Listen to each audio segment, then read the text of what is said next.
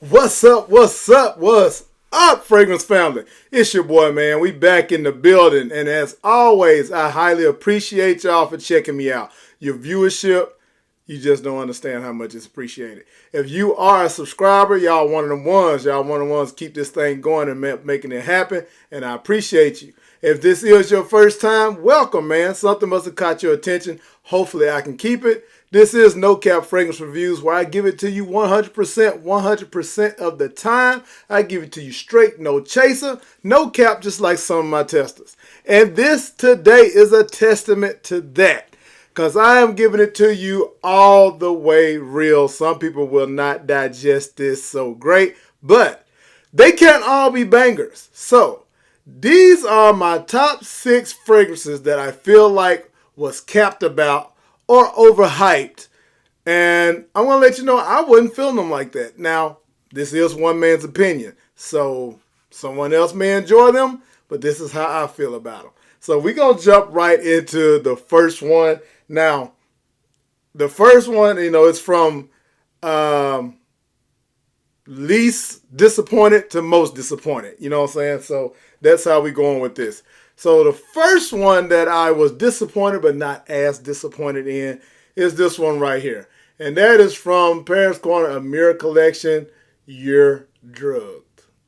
Yeah. So now I'll say this to let y'all know.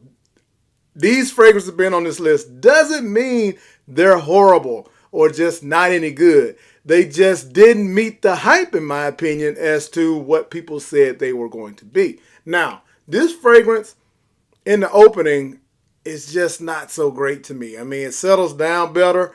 But when I seen people talking about, oh, it has a sweet coffee and this and that, that's not sweetness. No, that the nutmeg gives it a, like I tell people, sweet potato pie type feel. But even that, this is more bitter in the opening. It's dry. It's a dry, bitter coffee, like a Middle Eastern coffee. It's not no creamy with coffee or anything like that. It's a little lactonic. I'll say that. But the cinnamon in here and gives it a little spice, and the green cardamom, it gives it that bitterness. Like it was missing some sweetness. Like right up until, if you watched my last video, this was saved by this sweet fragrance right here that I got from Marshall's, adding that creamy, it's a creme brulee fragrance that I added with it to pair it,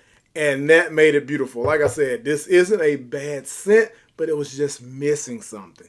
So yeah, that's why I was a tad bit disappointed in this one, because people made it seem like it was just so great. Anyway, on to the next one.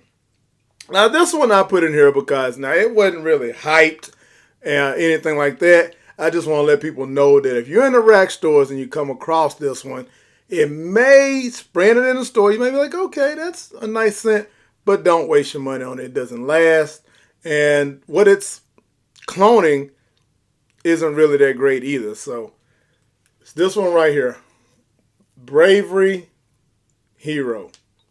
Am I getting the right side? Yeah. Bravery Hero, which is a clone of Burberry Hero. Now, it has citrus and a whole lot of cedar notes. Different types of cedar. And in the air, it's very light, man. But it's nice. In the opening, it's nice.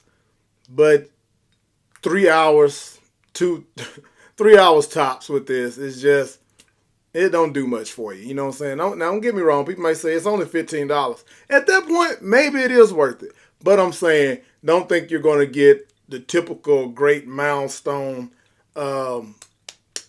performance out of this one, because it's not. It's one of the not so good ones. Milestone puts out a lot of good fragrances in the rack stores, but this was not one of them.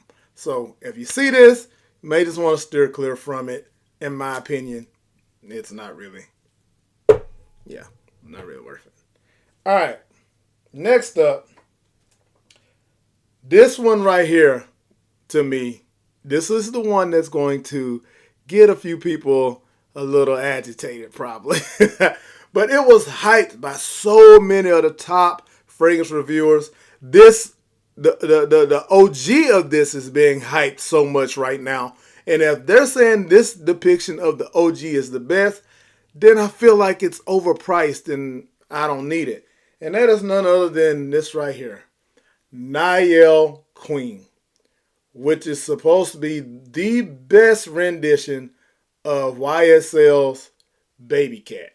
Now, before everybody gets so stirred up or whatever, let me say, it primarily does what they say it does. It is somewhat of a room filler. It does project well, and it does last long.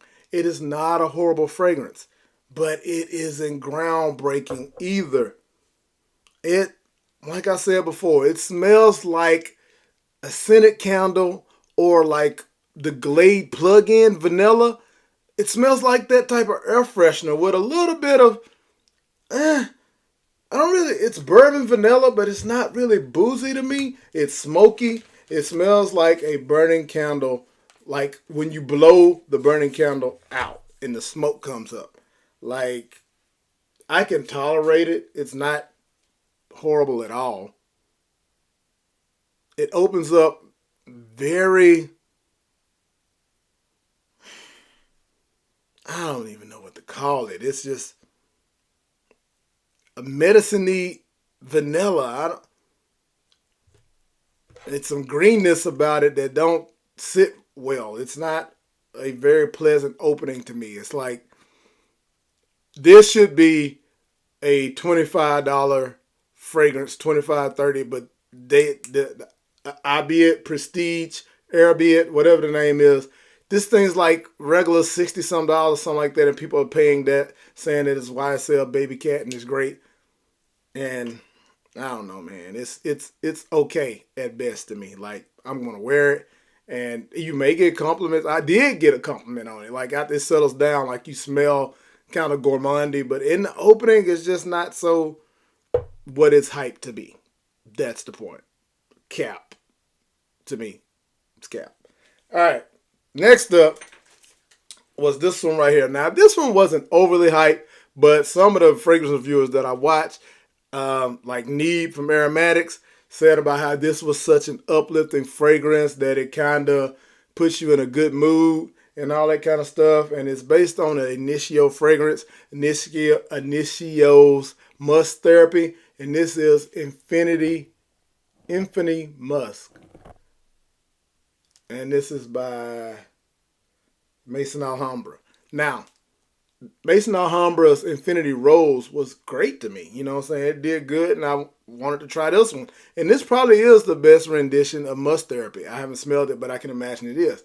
But you got to really be into that muskiness. And it's okay to me, the citrus, when it opens, but then it starts to make me feel like it has this old, no offense to anybody that's old lady type feel fragrance, like some Elizabeth Taylor, Mary Kay Avon-ish kind of scent. Like, it's not making me happy, like they said. Yeah, that little undertone of it feels like if you're a man and you wear this, people gonna be like, "Did you just come from a nursing home?" Kind of smell. I mean, I'm just saying it's not a horrible fragrance at all. It's something that you could put on in the spring, summertime, and it projects, it does everything. But do you want to smell like that? Maybe it's just more feminine. I mean, it's for older woman, in my opinion, not 40s up. It just, yeah, didn't do it for me. So yeah, that's another one. Now, these last two definitely were hype monsters at the beginning of this whole clone takeover thing. And when I got these, I just was like, what are they talking about? And the first one, and this one has grown. Maceration is real, but this was weak as water when I first got it. And that is Fragrance World Imperium, which is supposed to be based on Roger Parfum's Elysium. This thing didn't do anything off when I first sprayed it. Now, then maybe a month later, I was like, okay, it's decent now. I can wear it like a gym fragrance or go to the grocery store. It's decent. It's not horrible at all. Does have fresh citrus up top. bit of effervescence. I did compare it to Elysium. It wasn't, yeah, it may have been like 75% Elysium in my opinion. And Elysium isn't that great, to be honest. For that price, I mean, it's kind of basic citrus, little greenness, blue note. I mean, it's nothing groundbreaking at all. And like I said, this one has gotten better. You may get like 6 hours now after maceration. So, I mean, for the price point, maybe you'll enjoy that. But to my point is, everybody was hyping, get Imperium, get Imperium. It's Alicia Parfum. It is. It's nowhere near the quality.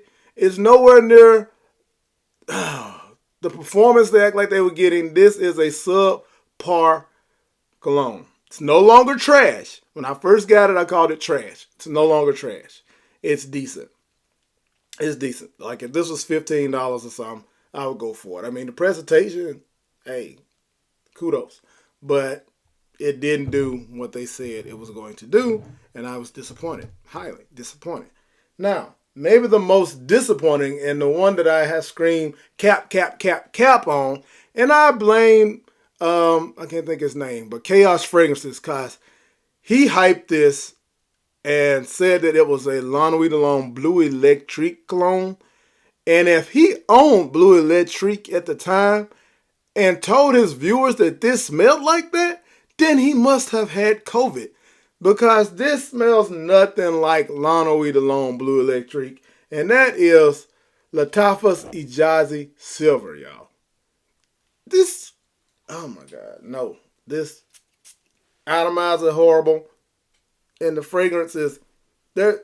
Where's the cardamom? Very faint. I've smelled Blue Electric now. I smelled the clone of it, which is Jack of Clubs. And in the air, nowhere is that the same. Like, Lattafa must have been, I don't like to put that on people, but if he wasn't working with Lattafa or whatever, then I just don't understand why he would tell us to buy this. Because this, at best, I think it was $15, and that is the best part of it because that's all it's worth. This is a Walmart typical synthetic blue fragrance at best. Definitely nowhere near Lanuit Alone Blue Electric. This was all hype, all cap, all day. So yeah, y'all, these were the 6 fragrances that I couldn't get jiggy with. And I appreciate y'all for watching, man. If you have lasted this long, then go ahead and join the fragrance family, y'all. NoCap Fragrance Reviews. Appreciate y'all. Y'all know the vibes.